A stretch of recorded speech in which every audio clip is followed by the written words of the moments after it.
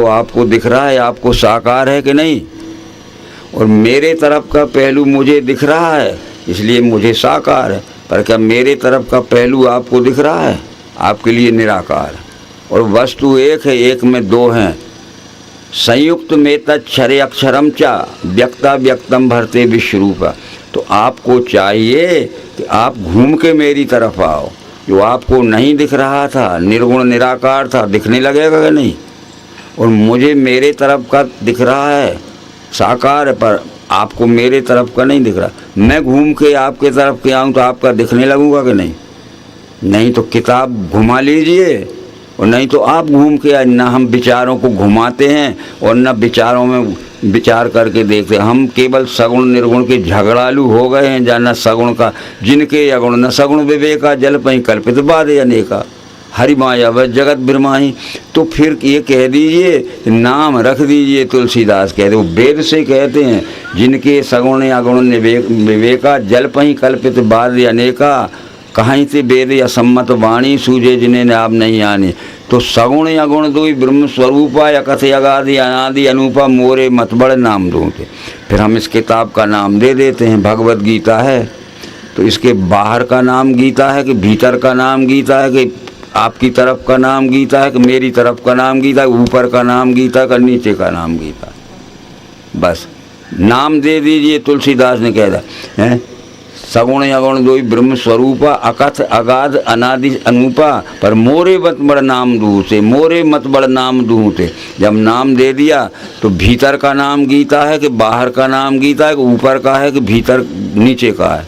तो ये सब बातें इस दृष्टि से नौवें अवतार ने समझा। एक झगड़ा भी हमारा पूरा कर दिया कि जो कहते हैं कि सगुण को मानने वाले अज्ञानी हैं, उससे भी हम सहमत नहीं, और जो कहते हैं कि निर्गुण को मानने वाले अज्ञानी, उससे भी हम सहमत नहीं। ठीक है, ये सगुण निर्गुण एक ही वस्तु के दो सापेक्ष स्वरूप हैं, उस दृष्टि से समझ लीजिए आप, तो फिर ये झगड़ा मिट जाएगा। हाँ? तो ये बात तो वेद में भी लिखी है कि संयुक्त में तत्क्षरे अक्षरम चा व्यक्ता व्यक्तम भरते विश्व ईशा। तो इस तरह से अब वो कहते हैं झगड़ा छोड़िए। जो कहते हैं कि सगुण को मानने वाले अज्ञानी हैं, जो कहते हैं निर्गुण को मानने वाले अज्ञानी हैं, पर उस समय के अवतार के कोटि के पुरुषों ने जो समझाया था वो ज्ञान हम भूल गए। तो वो सगुण के मानने वाले खूब प्रतिमाएं पूजते हैं घर में, और वो निर्गुण को मानने वाले प्रतिमाओं को तोड़ते हैं, फेंकते हैं। यही हो रहा है। तो वो कहते हैं कि आज से पहले जो आदर्श पुरुष हो गए हैं वो आज हमारे बीच में नहीं हैं। त्रेता में श्री रामचंद्र जी हो गए, सतयुग में हो गए, और भी मत्स्यकश्यप और द्वापर में श्री कृष्णचंद्र जी हमारे बीच में नहीं है। उनके नाम पर देवालय बनाइए, उनकी प्रतिमा बनाइए, प्रतिमा की प्राण प्रतिष्ठा करिए, परंतु वो प्रतिमा उनके ज्ञान गुण कर्म के यादगार का स्वरूप है। उनकी प्रतिमा रखिए, उस प्रतिमा को देखकर उनका ज्ञान क्या है, गुण क्या था, कर्म क्या था, ये संस्कार लाओ इसमें।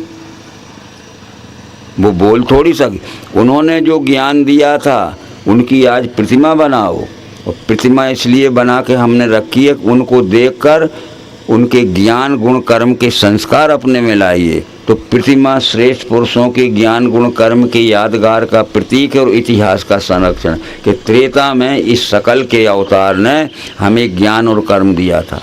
तब तो वो लिखा भी है रामायण में कि रामचरित मानस यह नामा सुनत श्रवणया है विश्रामा। इस ग्रंथ में इसका राम का ज्ञान, राम का गुण और राम का चरित्र लिखा है। तो राम के ज्ञान को समझो, राम के गुण को समझो, और राम के धर्म स्थापना के कर्म को समझो। और रामायण भी रख ली और राम की प्रतिमा भी रख ली और हाथ भी जोड़ लिए। तो इस तरह से आज भी हम कॉलेजों में पढ़ते हैं। साइंस कॉलेज की सबसे बड़ी क्लास MSc होती है, ठीक है। तो MSc के जीवित प्रोफेसर हमें पढ़ाता है, डिमॉन्स्ट्रेशन दिखाता है, और हम देखते हैं। वो चला जाए छुट्टी पे, उसकी प्रतिमा रख लेना और कहना सब्जेक्ट पढ़ाओ। हाँ, जो ज्ञान उसने हमें अभी तक दिया है वो आज नहीं है, पर उस ज्ञान को हम अपनी बुद्धि में रख के परीक्षा में बैठ के अपना स्थान लेते हैं। तो वो आज हमारे बीच में नहीं है। उस समय त्रेता में राम ने जो ज्ञान दिया था, द्वापर में कृष्ण ने जो ज्ञान दिया था, उस ज्ञान को, उनके गुण को, उनके कर्म के संस्कार लावें और इतिहास का संरक्षण के जैसे हमारे पूर्वजों ने दिया था उस ज्ञान के कारण। तो जानिए आदि में कर्म मुमुख जन आचरे, पुरखों का देख के तैसा स्वकर्म तुम भी करो। पूर्व के समय के जो पूर्व के अवतारों ने जो ज्ञान दिया था वो जीवित नहीं, उनकी प्रतिमा है। उनको देखकर उनके ज्ञान गुण और कर्म के संस्कार लाओ और आचरण करो। ये बात सरल में समझ में आती है कि नहीं हमारे? तो उनके ज्ञान और कर्म को हम समझ रहे हैं आज, तो केवल प्रतिमा रख लिए। इसलिए प्रतिमा को आप विरोध मत करिए, प्रतिमा रखना पड़ती है, क्योंकि उनकी प्रतिमा को देखकर त्रेता में जिस ज्ञान दिया राम ने, त्रेता में जो कर्म का आचरण किया धर्म स्थानक, प्राण प्रतिष्ठा का भी यही हाल होता है। हमने दिल्ली से या जयपुर से बड़ी बड़ी प्रतिमाएं लाए थे, कल यहाँ रखी थी। हमने देवालय बनाया और बहुत बड़ा समाज बुलाया, लाखों रुपए का खर्च किया खूब, और बड़े बड़े वेद के मंत्र कहे, बड़ी बड़ी पूजा और स्वाहा किया। और फिर जो आज रखी थी वो यहाँ बैठा दी चबूतरे, आ गए प्राण, आ गए प्राण। अच्छे जोर से कहो आ गए कि नहीं। तो गीता में कृष्ण कह रहे हैं कि इमं विवस्ते योगम प्रोक्तवान हम व्ययम विवशवान मनुवे प्राय मनु इक्षिवाको ब्रवीत एवं परंपरा प्राप्त मिमम राज ऋषियो विदुषा काले नेह महता योगो नष्टा परंतप। ये सतयुग में ये ज्ञान विवस्वान ने दिया था। सूर्य वंश में उत्पन्न हुए विष्णु भगवान ने, विष्णु भगवान का ये ज्ञान उनके बड़े पुत्र वैवस्वत मनु को मिला। यही ज्ञान दे के गए और वैवस्वत मनु ने यह ज्ञान अपने पुत्र इक्ष्वाकु को दिया। एवं परंपरा प्राप्त मिमम राज ऋषियो विदुषा काले ने महता योगो नष्टा परंत। इक्ष्वाकु ने ये विश्वरूप दर्शन कराने वाले ज्ञान की परंपरा क्या कि जो शिक्षालय खोले हैं, पहले ये परमात्मा की पहचान कराओ तब बेईमान कोई नहीं होगा। विश्वरूप की पहचान कराओगे तब बेईमान कोई नहीं, और विश्वरूप की पहचान नहीं होगी तो फिर विश्व के साथ में करेंगे छल कपट पाखंड बेईमानी और लेंगे राम का नाम, का कृष्ण का नाम, परमात्मा का नाम। तो एवं परंपरा प्राप्त एवं राज ऋषियो विदुषा काले नेह महता योगो नष्टा परंतु ज्ञान योग नष्ट हो गया। तो इसी ज्ञान को देने के लिए रामचंद्र ने कहा फिर मैं आया हूँ। रामचंद्र जी ने हजारों वर्ष तक ये ज्ञान चलाया और रामचंद्र जी के जाने के बाद ये ज्ञान फिर मर गया यानी नष्ट हो गया। तो कृष्ण क्या कहते हैं ज्ञान कर्म संन्यास योग नाम के 4थे अध्याय में कि वही ये पुराना ज्ञान मैंने आज तुझे कहा। सतयुग में जो विवस्वान ने दिया था, त्रेता में जो राम ने दिया था, और वही ज्ञान देने के लिए आया हूँ अर्जुन, कुछ नई बात नहीं। सएवायम मयाति यदि योगा प्रोग, वही ये पुराना ज्ञान मैंने आज तुझे कहा क्योंकि भक्त है तू सका। तो मैं सतयुग में जो विश्वरूप दर्शन कराने वाला ज्ञान विवस्वान के पास था, उनने अपने पुत्र वैवस्वत मनु को दिया, उनने अपने पुत्र इक्ष्वाकु को दिया। इक्ष्वाकु ये रामचंद्र जी का भी 8-10 पहले पीढ़ी पूर्व का पुरखा है। इसने इसका किया कि समस्त शिक्षालयों में, स्कूलों में इस ज्ञान को पहुंचा दिया। तब फिर उस समय सच्चाचार हजारों वर्ष तक चला और वो ज्ञान फिर भूल गए। तो क्या पढ़ा है हमने गीता में? गीता के ज्ञान कर्म संन्यास योगों के 4थे अध्याय के 4थे श्लोक में कृष्ण कहते हैं जो सतयुग में विवस्वान के पास था, त्रेता में राम के पास था, वो ज्ञान फिर नष्ट हो गया। तो उसी ज्ञान को देने के लिए अर्जुन मैं आया हूँ। वही ये पुराना ज्ञान मैंने आज तुझे कहा, भक्त है तू सखा मेरा इसे। तो वो इसलिए उनकी प्रतिमा रख लीजिए। ये त्रेता में राम ने उनके ज्ञान क्या थे, गुण क्या था, कर्म था, उनके ज्ञान गुण कर्म के संस्कार लाइए। वो शकल देख के वो बताएगी नहीं, पर वो इतिहास लिखा है, इतिहास का संरक्षण है कि राम ने क्या ज्ञान दिया था, कृष्ण ने क्या ज्ञान दिया था, इतिहास में देख लो। तो यही ज्ञान तो दिया था। अब थोड़े में यह कहना चाहते हैं कि कृष्ण ने भागवत में बार बार ये बात कहा है। ये कपिल जी ने अपनी माता को देव बार बार ये बात समझाई है। कृष्ण जी जब शत्रुओं के डर से, जरासंध आदि के डर से भागे, मथुरा से द्वारका जा रहे थे, अपने प्रिय मित्र उद्धव को बुलाया। उनने कि उद्धव मेरी और तुम्हारी उम्र बहुत लंबी हो गई है अब मैं द्वारका यहाँ मथुरा में बचने की कोई संभावना नहीं है, ये जरासंध मुझे मार डालेगा। तो अब मैं प्रिय मथुरा भूमि, प्रिय मथुरा छोड़ के अब जा रहा हूँ जन्मभूमि द्वारका। पर वहाँ जहाँ 11वें स्कंद में पूरा कृष्ण का उद्धव का संवाद है, आत्मयि सत्यम तत्सृजते सृजति प्रभु त्रायते त्राति विश्वात्मा हृते हरिस्व आत्मैव तदिदम विश्वम, ये 11वें स्कंद में लो। आत्मैव तदिदम विश्व, आत्मा एव इदम विश्वम तत्सृजते सृजति प्रभु त्रायते त्राति विश्व आत्मा। ये विश्व रूप का नाम परमात्मा है। यह सारी सृष्टि इसमें उत्पन्न होती है, झाड़ पेड़ से घास से लेके मनुष्य तक, और सारी सृष्टि इसमें रहती है। अंत में सारी सृष्टि इसमें सब कुछ मिल जाते है। तो इस तरह से विश्वरूप परमात्मा को मत भूलना। और मैं जा रहा हूँ अब द्वारका। अब मेरी और तुम्हारी उम्र ज़्यादा हो गई है, और ये निश्चित है कि हो सकता है कि ज़िंदगी में हमारा दोनों का फिर जीवित में मिलना न हो। तो कृष्ण जी का शरीर द्वारका में त्याग हुआ, उद्धव का यहाँ मथुरा में हुआ, और ये कह के गए थे कि आत्मैव तदिदम विश्वम, आत्मा एव इदम विश्वम तत्सृजते सृजति प्रभु त्रायते त्राति विश्व आत्मा हृते हरिस्व। तो ये सब बातें इसमें लिखी, ये छोड़ दी जाती हैं, और ये तो सब करेंगे हम, इसमें छुड़ाया नहीं जाएगा। वेद देखो, शास्त्र देखो, देखो स्मृति पुराण भी, पर ज्ञान की दृष्टि से देखो। जो ज्ञान उन्होंने दिया था उसी ज्ञान की दृष्टि से हमें उनके चरित्र पढ़ना पड़ेंगे। तो वेद भी देखो, शास्त्र भी देखो, देखो स्मृति पुराण भी, पर ज्ञान की दृष्टि से देखो। तो ज्ञान ही तो कहा है, कृष्ण जी ने क्या कहा कि नहीं ज्ञानेन सदृशम पवित्र में ही विद्यते। इस मनुष्य लोक में ज्ञान के समान श्रेष्ठ कोई दूसरी श्रेष्ठ वस्तु नहीं है। तत्स्वयं योग संसित कालेन आत्मनि विन्दते। यहाँ ज्ञान बिना दूजा पवित्र और कुछ है नहीं। सो स्वयं योग संसिद्ध काल से निज में लख है। इस संसार में ज्ञान के समान पवित्र कोई दूसरी वस्तु नहीं है। परंतु जिनकी पुण्याई सैकड़ों जन्म की होगी उनको ज्ञान समझ में आएगा, और जिनकी पुण्याई अभी जैसे छोटे बच्चे की तरह हम पैदा होते, पुण्याई नहीं तो उनको समझ में नहीं आए। यही बात हमें रामायण में मिलेगी, यही भागवत में मिलेगी, यही गीता में मिलेगी। जब वनवास के समय श्री रामचंद्र जी के साथ उनके छोटे भाई लक्ष्मण जी थे। एक बार प्रभु सुख आसीना लक्ष्मण कहे बचन छलहीना, बड़े अवकाश में बैठे थे श्री रामचंद्र जी।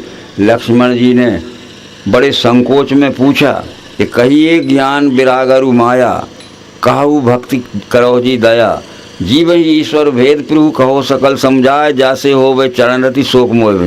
पहले तो मुझे ज्ञान समझाओ, फिर बैराग समझाओ, फिर माया समझाओ, फिर भक्ति समझाओ, फिर जीव ईश्वर में क्या भेदे समझाओ।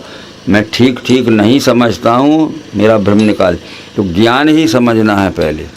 तो क्या समझाया था रामचंद्र जी ने? ज्ञान मान जहाँ एक नाही, देखे ब्रह्म स्वरूप सब पाए। जिसके शरीर में ज्ञान हो गया है उसके शरीर में एक भी अभिमान नहीं रह सकता। जाति का अभिमान, कुल का अभिमान, धन का अभिमान, पंथ अभिमान, बहुत से अभिमान है। ये सब अभिमान लिखे हैं। इस वास्तव में जिसके शरीर में ज्ञान हो गया, तो ज्ञान मान जहाँ एक नाही, जिसके शरीर में ज्ञान हो गया उसके शरीर में एक भी अभिमान नहीं रहेगा, तब सब में परमात्मा दिखेगा। जैसे हमारी आँख में कोई भी विकार नहीं है एक, तो जैसा है वैसा जो है वह सब दूर तक दिखा। हमारी आँख में कोई भी एक विकार हो, जाला हो, फुली हो, माड़ा हो या मोतिया बिंद हो, तो दिखेगा। तो ये अभिमान हमारे बुद्धि में ये क्या है? अभिमान एक धुंध लाने वाले हैं। इसलिए अभिमान त्याग दीजिए। इसके 17-18 प्रकार के अभिमान लिखे हमें। जाति का अभिमान, कुल का अभिमान, पद का अभिमान, पंथ का अभिमान है, ये सभी अभिमान है। फिर अपने मान अभिमान छूटे ही नहीं। मान अभिमान छूटने के बाद हमारी बुद्धि समझने लायक होगी। फिर दूसरी बात बैराग के विषय में समझाइए, कहिए ज्ञान, फिर बैराग, फिर माया। तो बैराग के विषय में वो कहते हैं कि वही कहते हैं परे राग कहते हैं आसक्ति को। कहिए तासो परम विरागी, तृण संसिद्ध 3 गुण त्यागी। वो श्रेष्ठ वैराग्यवान पुरुष वह है जो अपने स्वार्थ के लिए किसी की वस्तु एक घास के तिनके के बराबर भी नहीं लेता है कि ये किसी की वस्तु रास्ते में भी पड़ी है तो उठा के ले जाओ। कहिए तासो परम विरागी, परम यानी श्रेष्ठतम वैरागी, जो तृण सम, ये घास के तिनके के समान भी किसी की दूसरी की वस्तु को नहीं छूता है, तब है। तो हम तो क्या रास्ते में कुछ पड़ा होगा किसी का, वो गिर भी गया होगा तो उठा के रख के चले जाएंगे। तो इस तरह से ज्ञान वैराग पहले समझना, और भागवत में यही लिखा है। इसके बाद समाप्त करते हैं। क्या लिखा है कि एक महिला, गर्मी का समय था और बैठी हुई बड़े दुख में भोग रही थी। कौन है जी? मैं यहाँ हूँ, क्या गाँव? जबलपुर ज़िले में हूँ।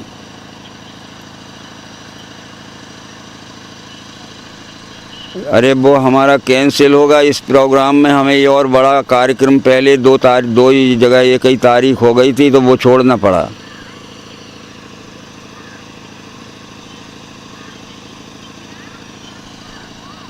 जी मैं नहीं पहुंचूंगा वहाँ। हाँ नरमदया, ये कुछ लोग तो आ ही रहे थे, वो कहते आप पहुंच रहे हो कि नहीं। ये मिनिस्टर का पीओ है मध्य प्रदेश का। तो क्या कह रहे थे हम?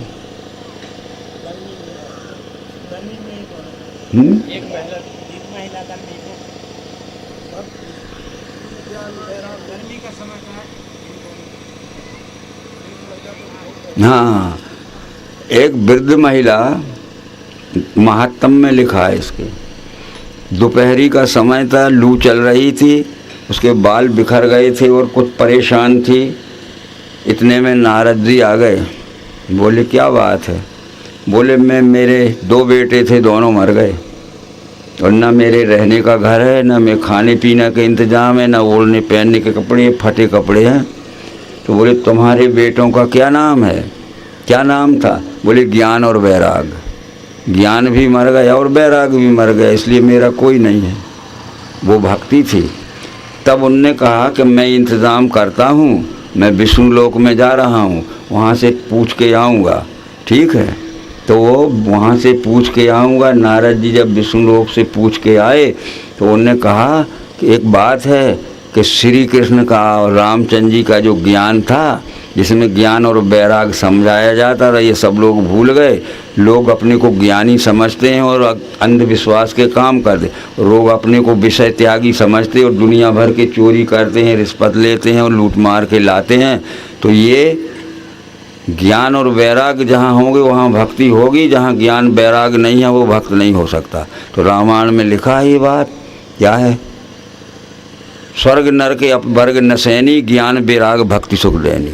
तो पहले ज्ञानी बनिए, विश्वरूप का दर्शन हो जाएगा तो भक्त बन सकते हो, विषयों की आसक्ति छूट जाएगी। तो भक्ति थी जो रो रही थी, ये ज्ञान भी नहीं रहा, इसलिए मेरी ये हालत है। और विषयों की आशा ही नहीं छूट, दूसरे का तिनका भी छुड़ा के रख लेते और अपने घर में पड़ा पड़ा सड़ जाए तो उसको किसी को नहीं देना चाहिए। तो स्वर्ग नर के अपवर्ग नसैनी, ज्ञान वैराग भक्ति तुक देनी। यदि मोक्ष में जाना है तो ज्ञान और वैराग पहले प्राप्त करो, नहीं तो वो नसैनी है ऊपर चढ़ने की, उसकी 7 सीढ़ियाँ लगी होंगी। और फिर जो अपन 7 वो लगाते हैं, एक एक दिन फट फट फूटेगा, वो धुंधकारी का और गौकर्ण का, वो बात तो यहाँ नहीं है। 7वीं श्रेणी में जाना पड़ेगा। तस्य सप्तधा प्रांत भूमि प्रज्ञा। हमारी पहले पशु बुद्धि होती है, पशुओं में से आते हैं नहीं। इसके बाद मनुष्य बुद्धि होती है, इसके बाद नर बुद्धि होगी, तब ज्ञान समझने की इच्छा होगी। तो फिर लिखा है नर तन पाए विषय मन देहि, पलट सुधा से सद्वे। नर सत्वगुण प्रधान और बुद्धि प्रधान मनुष्य को कहते हैं। जो नर नहीं होगा उसको ज्ञान समझ में नहीं आएगा। पशु तमोगुण और अहंकार प्रधान मनुष्य को कहते हैं, और मनुष्य विषय भोगी विषयासक्त को कहते हैं। और नर मनुष्य उसे कहते हैं जो सत्वगुण प्रधान होगा और बुद्धि प्रधान होगा, तो नर को ही ज्ञान हो सकता है। बस नर तन पाए विषय मन देहि पलट सुधार। हमने नर शरीर पाया है और फिर विषय भोगों में आसक्ति में रहेंगे तो पलट का मतलब है कि मनुष्य शरीर से लौट के फिर 84 में जाना पड़ेगा। तो अपना समय हो गया है, बीच बीच में आप नोट भी करते रहना, जहाँ समझ में ना आएगा उसकी शंका समाधान भी हम भागवत से करेंगे, और जिसने गीता पढ़ी हो गीता से करेंगे, जिसने रामायण पढ़ी हो राम से। यहाँ समाप्त करते हैं। तो 4 अवतार, युग में 10 अवतार होते हैं, कल युग में 9वें अवतार का नंबर नर्मदा किनारे है। बस ठीक है। शिनानाथ जन्म सहस्रेषु, तो हमने समझ लिया कि पानी में डूबे आएंगे तो हमारे पाप धुल जाएंगे। नहीं, ये तो शब्द ज्ञान का अर्थ किया तो अनर्थ हो जाएगा। नर्मदा किनारे से 9वें अवतार का विश्व रूप दर्शन कराने वाला ज्ञान का आविष्कार होगा। उसमें जो सत्संग रूपी स्नान करेगा वो मुक्त होगा। तो विमल ज्ञान जल जब सो नहाई तब रह राम भक्ति ऊंचाई। तन की शुद्धि के लिए है जैसे ही स्नान, पर मन की शुद्धि के लिए है वैसे ही ज्ञान, और बुद्धि शुद्धि के लिए है वैसे विज्ञान। बस ओम शांति शांति शांति। विश्वरूप परमात्मा की जय, सनातन धर्म की जय। आवश्यक मार्गदर्शन है जो हमारे कल्याण के लिए आवश्यक है, उसके बारे में सुना समझा। और अब शाम आपके परिचय के अनुसार शाम के 3 बजे से 5 बजे तक सृष्टि के अनादि कारण विश्व